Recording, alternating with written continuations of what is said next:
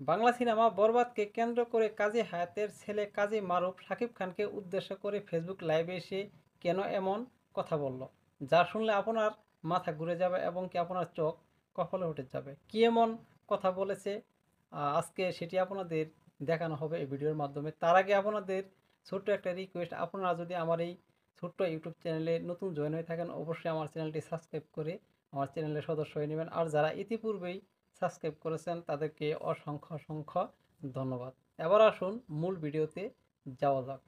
আমি ঘুম থেকে উঠলাম। ঘুম থেকে উঠে আমার ফেসবুকের পেজ এবং ফেসবুকের পেজেই বলতে গেলে পেজে কিছু মেসেজ দেখলাম যে আপনার বাবাকে বলেন কি কি বাজে বাজে কথা। কাজী হায়াত আমার বাবা হয়, সম্পর্কে আমি তার ছেলে এবং একমাত্র ছেলে।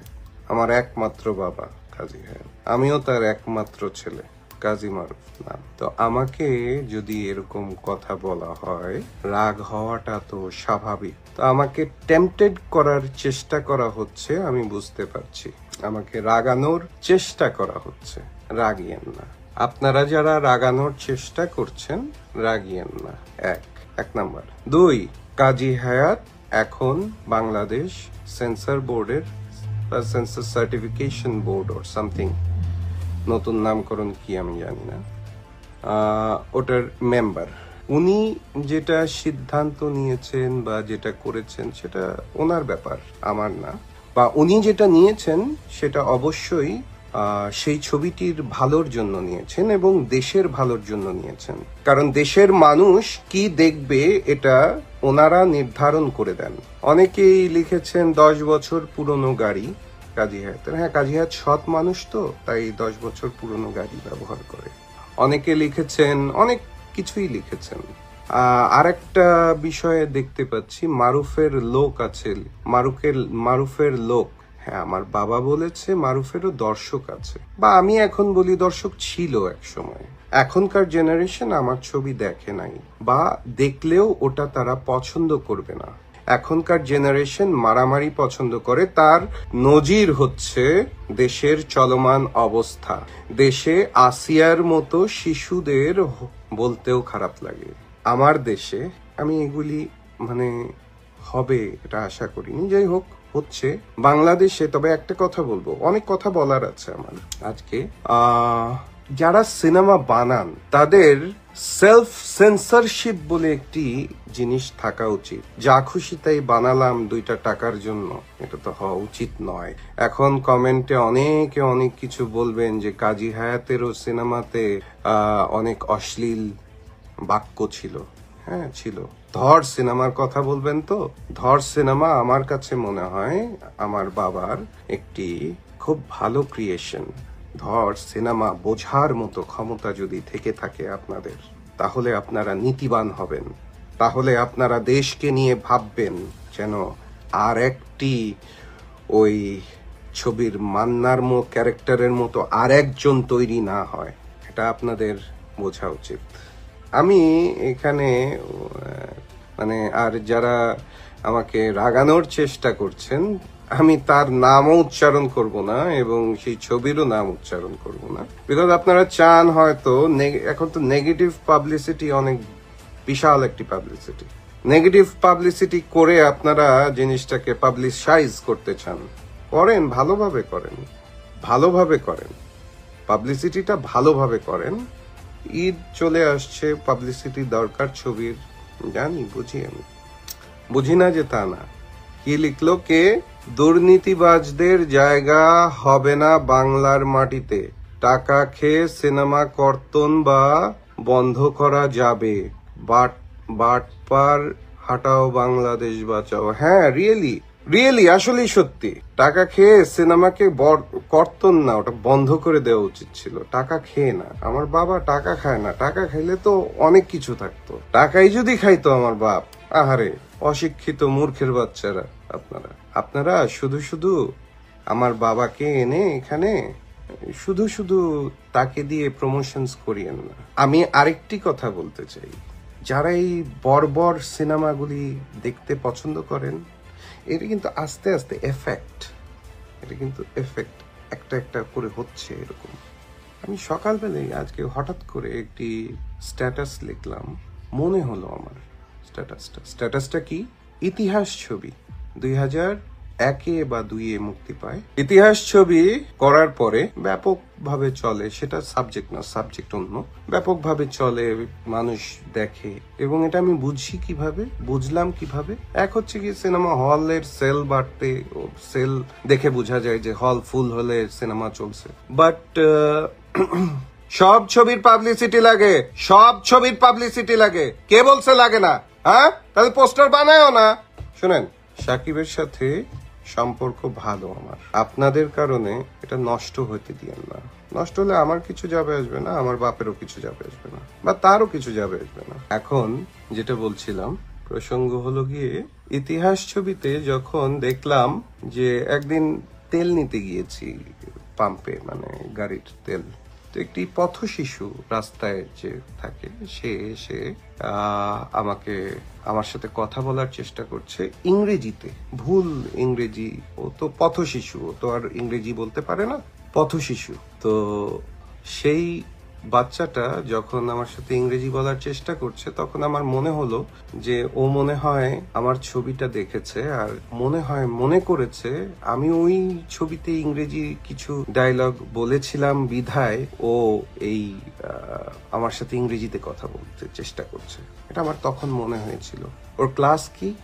ও পথ শিশু, মানে ও সিনেমাটা দেখেছে সাল 2002, কিন্তু 2002 বা 2001, অনেক আগের কথা। তখন কিন্তু সিনেমা হলে সাধারণত ভালো মানুষ, মানে স্ট্যান্ডার্ড মানুষজন যেত না, কারণ সিনেমা হলে বসার ওরকম ভালো পরিবেশ ছিল না। এরপর আসেন, এরপর একদিন গুলশানে সাজনা নাম করে একটি রেস্টুরেন্ট ছিল, গুলশানাকে খাইতে বসছি। তো ওখানে হঠাৎ করে একজন এসে বলতেছে যে এরকম ভালো ভালো সিনেমা করবেন, আপনার ছবি দেখেছি। আমি বললাম জি ধন্যবাদ, আপনার মতো মানুষ দেখেছে ছবিটা, খুশি হলাম। বললো, তখন পরিচয় বললো উনি একজন ইঞ্জিনিয়ার। সো আমি এই দুইটা ইনসিডেন্ট বলে বুঝাতে চাচ্ছি যে এটা কিন্তু মানে সর্বজন, মানে সবাই দেখেছিল। ওই সময় ওই ছবিতে কুত্তার বাচ্চা বলেছিলাম। সিনটা ছিল এরকম, সিনটা ছিল আমার মায়ের মতো বোন, কোনো কারণে ঘর থেকে চলে আসি, ভিলেনের আস্তানায় থাকি। ওখানে আমাকে দেখতে এসেছিল এবং আমার কাছ থেকে শোনার পরে, বোনটি ছিল সাংবাদিক, ঘটনাটা শোনার পরে পাবলিসাইজ করে, ওই মানে পত্রিকায় আসে। ওই পত্রিকার ঘটনাটা ভিলেন দেখে আমাকে ডেকে নেয় যে মারুফ। আমি বলি কি?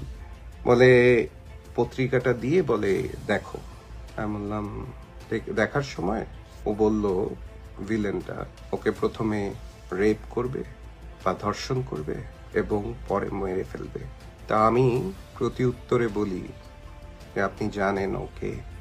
তখনও বলে যে মিজু আহমেদ ছিলেন, অভিনয় করছিলেন। মিজু আহমেদ বলেন যে কোন সাংবাদিকের মেয়ে বা সাংবাদিক শুনেছি। আমি বলি যে আমার বোন হয়। তখন বলে যে ও আচ্ছা, ধর্ষণটা বাদ দিয়ে ওকে মেরে ফেলো। তখন আমি লাফায় বলি কি বললি কুত্তার বাচ্চা? এটা বলেছিলাম। এটা ছিল প্রতিবাদ, ধর্ষণের বিপরীতে প্রতিবাদ। আমরা প্রতিবাদ করে এসেছি। আর এই ঘটনাটা তখন যারা ছবি দেখেছে তাদের কারো এই বিষয়টা মাথায় আসেনি। এই বিষয়টা কখনোই মাথায় আসেনি তাদের। এসেছে 2017 সালে, যে কেউ বাংলাদেশে আর কি ইউটিউবার হলো যখন, তখন কুত্তার বাচ্চাটুকু কেটে এটাকে ট্রল করা শুরু করলো। এটা বললাম বোঝানোর জন্য যে মানুষের অধঃপতনটা কিভাবে হচ্ছে কালের বিবর্তনে। যে বুঝতে পারছেন আপনারা কি বুঝতে পারছেন? 2002-এ মানুষগুলা এই সিনেমাটাই দেখেছে, কেউ বলেনি। আজ 2017-তে বলল যে কুত্তার বাচ্চা গালি।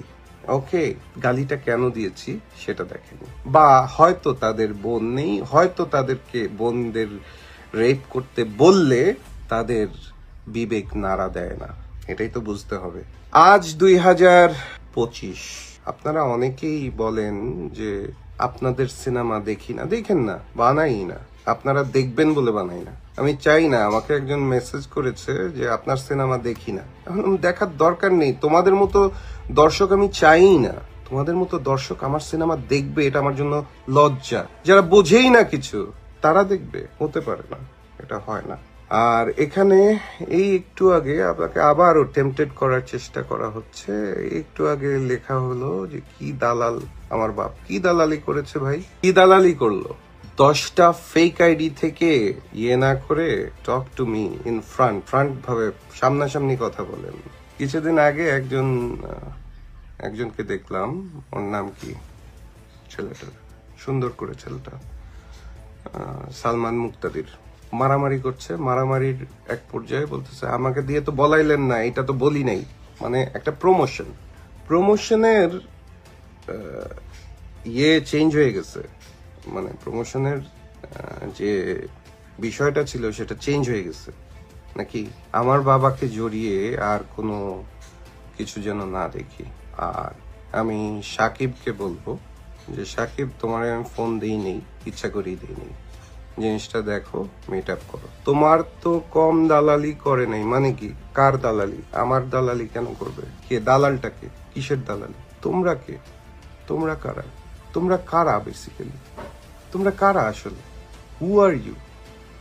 একজনে 100টা ইয়ে চালাও, আইডি চালাও, ওয়েল অর্কেস্ট্রেটেড, মানে ইয়ে করতেছো তোমরা, প্রমোশন। হ্যাঁ বন্ধুরা, আশা করি কাজী হায়াতের ছেলে কাজী মারুফ কেন ফেসবুক লাইভে এসে এমন কথা বলল এই বিষয়ে আপনারা জানতে পারছেন এই ভিডিও থেকে। সবাই ভালো থাকবেন, সুস্থ থাকবেন, সুন্দর থাকবেন। আসসালামু আলাইকুম।